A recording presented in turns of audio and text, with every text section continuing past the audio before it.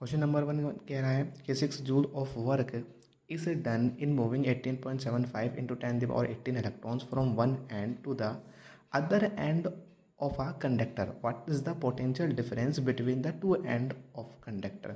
मान लो सपोज मेरे पास एक कोई कंडक्टर है, मैं इसमें कुछ इलेक्ट्रॉन्स को मूव करा रहा हूँ एक end to other end of a conductor.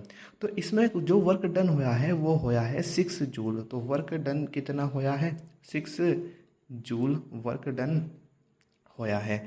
तो अब वो कह रहा है कि पोटेंशियल डिफरेंस निकालना है. अब हमारे पास पोटेंशियल डिफरेंस का फॉर्मूला क्या होता है. पोटेंशियल डिफरेंस वो होता है वर्क डन अपॉन में चार्ज क्यू. ठीक है. अब मुझे वर्क डन तो पता है, ठीक है, 6 जूल वर्क डन होया है.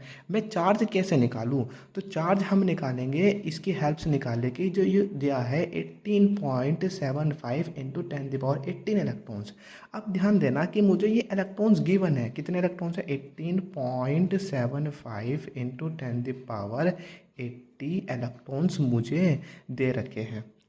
अब अगर मैं किसी तरीके से ये निकाल लूँ कि इस इतने इलेक्ट्रॉन्स में कितने चार्ज हो गए, तो मैं जाहिर सी बात है पता कर चार्ज निकल जाएगा, मैं पोटेंशियल डिफरेंस भी पता कर पाऊंगा. अब एक कॉलम चार्ज में कितने इलेक्ट्रॉन्स होते हैं 6.25 इंटू 10 इलेक्ट्रॉन्स हो जाएंगे. अगर मैं इस 18.75 इंटू 10 इलेक्ट्रॉन्स को डिवाइड कर दूँ किससे 6.25 इंटू 10 इलेक्ट्रॉन से, तो मेरे पास आ जाएगा 3. इसको जब डिवाइड करोगे कितना मिल जाएगा 3 मिल जाएगा, लगभग 3 ही हमें मिल जाएगा. तो इतने कॉलम चार्ज मुझे मिले, तो मैं ये बोल सकता हूँ कि जब कितने कॉलम चार्ज ट्रांसफर हुए तो 3 column charge is transferred. 3 column charge is transferred. अब मुझे चार्ज तो निकल गया. अब मुझे क्या निकालना है, मुझे निकालना है पोटेंशियल डिफरेंस. अब पोटेंशियल डिफरेंस का तो फॉर्मूला पता है वर्क डन अपॉन चार्ज. अब मैं यहाँ से पोटेंशियल डिफरेंस क्या लिख सकता हूँ, वर्क डन तो मुझे पता ही था कितना था 6 जूल. अब मेरा चार्ज कितने ट्रांसफर हुए 3, जब डिवाइड करो कितना आ गया 2 वोल्ट. हमारे पास आंसर आ गया. नो इसी तरीके से हमारे पास सेकंड क्वेश्चन आ जाता है. क्या कह रहा है सेकंड क्वेश्चन कि how much work will be done in bringing a charge of 5 milli coulombs from infinity to a point 8 to point A at which the potential is 8 volt. मान लो suppose infinity से मैं किसी point A पर 5 मिली कोलम का charge लाता हूँ, और इस 5 मिली कोलम चार्ज को जब मैं किसी पॉइंट ए पे ला रहा हूँ तो कुछ वर्क डन तो करना पड़ेगा मुझे. ठीक है, वर्क डन करना पड़ेगा, तो वही मुझे वर्क डन कैलकुलेट करना है. उसने बोला कि eight which the potential is 8 volt. ये कौन से पॉइंट पर पोटेंशियल है, ए पॉइंट पर. तो पोटेंशियल एट ए पॉइंट वो कितना हो जाएगा 8 वोल्ट हो जाएगा. अब मैं इन्फिनिटी से ला रहा हूँ तो पोटेंशियल एट इन्फिनिटी कितना होता है 0. हम जो मान के चलते हैं मानते हैं कि जो पोटेंशियल होता है इन्फिनिटी पर वो कितना होता है 0 होता है.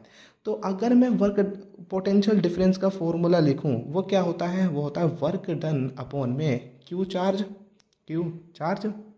अब पोटेंशियल डिफरेंस क्या होता है, एक तरीका का चेंज होता है. तो यह मैं ऐसे बोल सकता हूँ कि डेल्टा वी वर्क डन मुझे निकालना है. डब्ल्यू चार्ज मुझे कितना दे रखा है 5 मिली कोलम. क्या मैं 5 मिली कोलम को चेंज कर लूँ 5 इंटू 10 की पावर -3 कोलम के अंदर. तो यहाँ से अपन को इसकी वैल्यू यहाँ पुट कर रख दी 5 इंटू 10 की पावर -3. अब मुझे पोटेंशियल डिफरेंस निकालना है, तो डेल्टा वी कैसे निकलेगा. तो डेल्टा वी निकलेगा कि ये चेंज है, बेसिकली क्या है ये एक चेंज है. क्या है, चेंज है. और चेंज कैसे निकालते हैं, हम फाइनल में से इनिशियल घटाते हैं. फाइनल में से इनिशियल घटाते हैं. अब फाइनल क्या है आपके पास ए है, इनिशियल क्या है इन्फिनिटी. तो हम बोलेंगे कि फाइनल क्या है फाइनल का पोटेंशियल माइनस इनिशियल का पोटेंशियल माइनस कर देंगे. तो फाइनल का पोटेंशियल कौन सा हो गया 8 वोल्ट. इनिशियल का पोटेंशियल कितना हो गया इन्फिनिटी है ना इनिशियल. तो बेसिकली 8 माइनस 0 तो कितना आ गया 8 वोल्ट आ गया. अब डेल्टा भी कितना आया 8 is equals to W 5 into 10 की पावर -3. तो यहाँ से वर्क डन निकल गया, इसकी मल्टीप्लाई कर लो बस 40 इंटू 10 की पावर -3 जूल मेरे पास वर्क डन निकल गया. नाउ क्वेश्चन नंबर थर्ड क्या कह रहा है कि मुझे एक ग्राफ दिया है, उसने बोला है कि इस ग्राफ के तहत मुझे रेजिस्टेंस कैलकुलेट करना है। कोई कंडक्टर होगा, उसका मुझे रेजिस्टेंस कैलकुलेट करना है। अब ये एक ग्राफ है जिसमें मुझे एक स्ट्रेट लाइन दी है। क्या दी है इस ग्राफ ने? स्ट्रेट लाइन दी है। अब किस इक्वेशन की स्ट्रेट लाइन आती है ग्राफिकली अगर हम बात करें, y is equals to M X की बात करते हैं, तो ये बेसिकली किसका ग्राफ हो गया? ये y is equals to M X हो गया।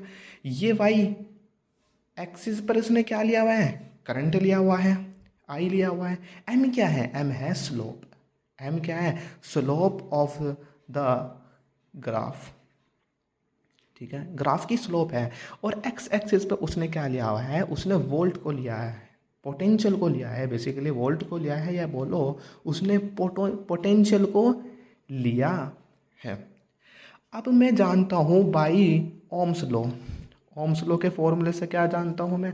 ओम्स लॉ ने क्या बोला था कि V is equals to I R होता है।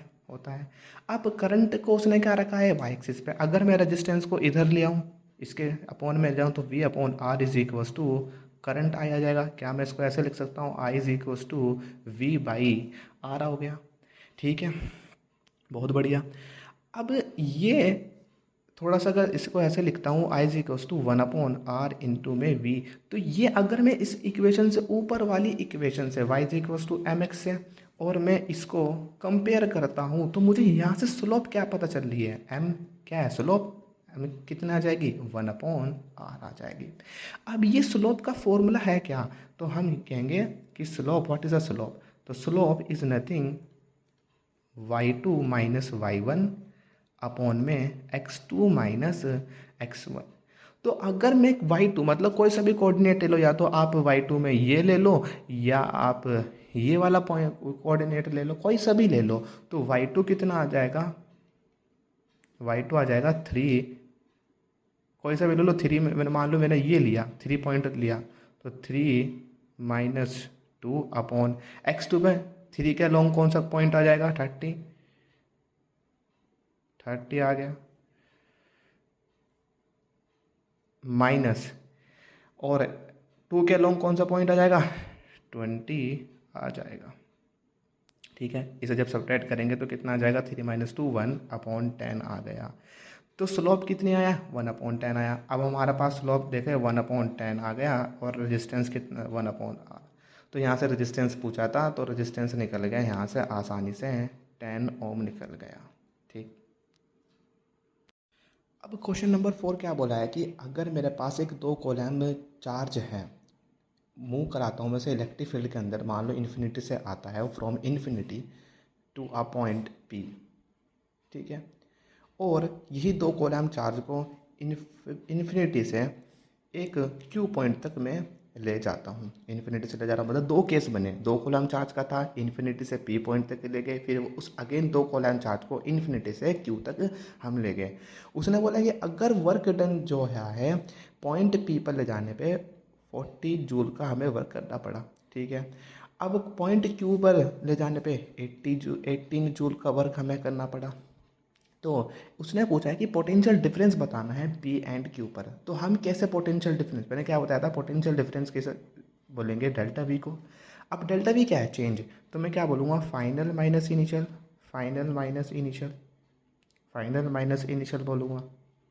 ठीक है, तो मतलब final potential minus initial potential, तो फाइनल कौन सी होगी? Potential at Q minus initial potential कौन सी हो जाएगी? पोटेंशियल एट P हो जाएगी।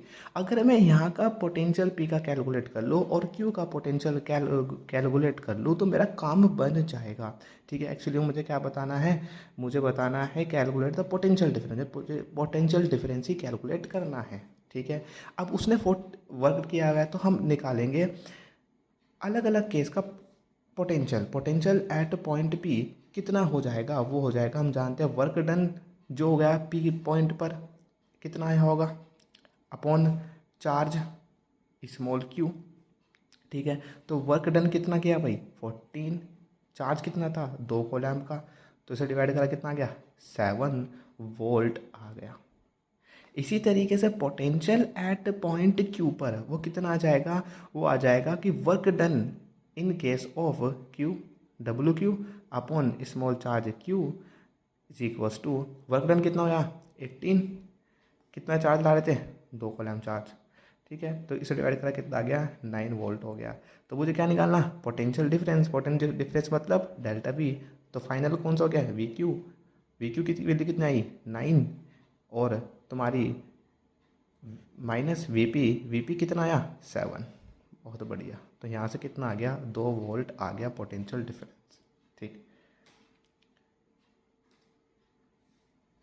अब इस सवाल में क्या बोला है, इस सवाल में ये बोला है कि a nichrome wire of 4 ohm resistance, मतलब मुझे रेजिस्टेंस कितना दे दिया 4 ओम दे दिया।